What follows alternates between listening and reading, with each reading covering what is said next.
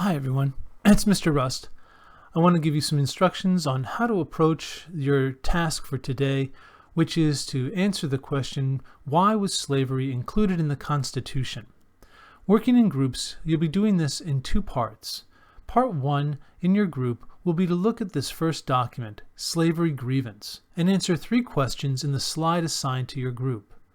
After that, your group will work on document 2, which is a chart of different viewpoints from the Constitutional Convention of 1789, in which you'll read and understand why some people thought slavery should or should not be included in the Constitution and why.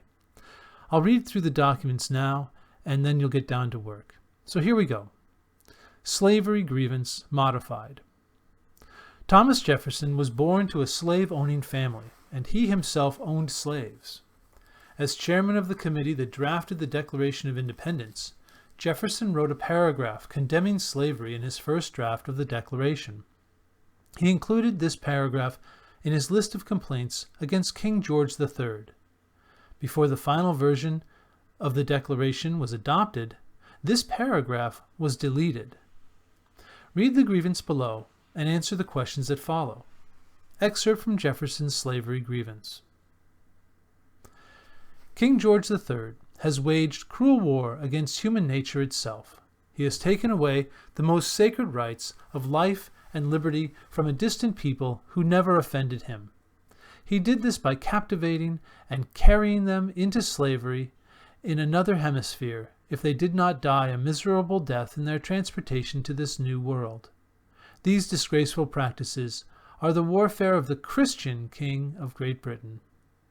He has stopped every attempt to prohibit or to restrain the disgusting business of slavery. He is determined to keep open a market where men are bought and sold. These are your guiding questions. You should answer these on the first slide assigned to your group. Guiding question number 1. How does the slavery grievance describe slavery? And who does Jefferson blame for the continuation of the slave trade? Guiding question number 2. Why does Jefferson italicize the word Christian at the end of the first paragraph? Guiding question number 3. Why do you think Thomas Jefferson wrote a paragraph about slavery when he wrote the Declaration of Independence? Once your groups have filled in your slide on the common Google slide deck, we'll come back to discuss them as a whole class. And then we'll return to our breakout groups and you'll work to answer questions about the chart on the next document.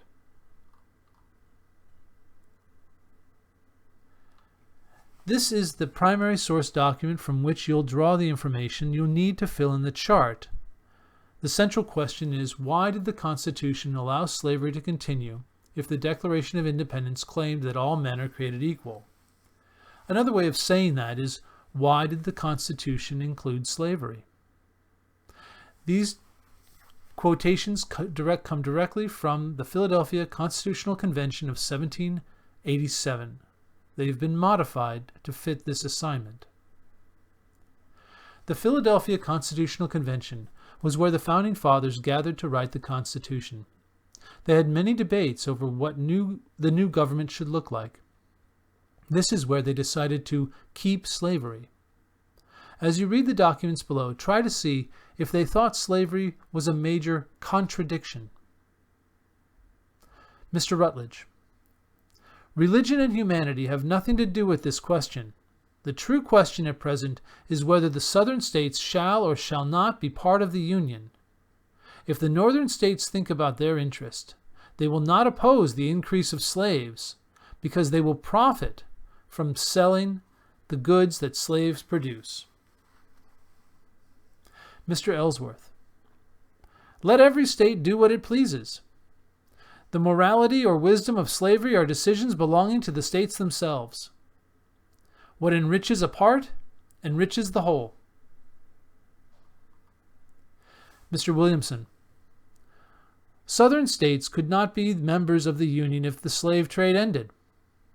It is wrong to force anything that is not absolutely necessary, and which any state must disagree to. Benjamin Franklin.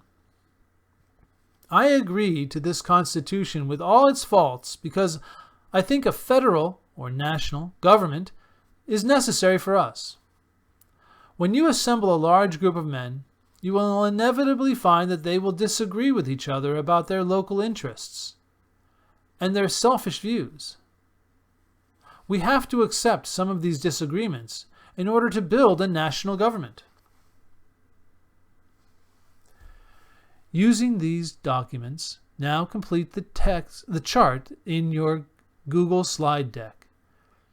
And then you'll answer the question, why did the Constitution include slavery, in a short answer that each one of you will write individually.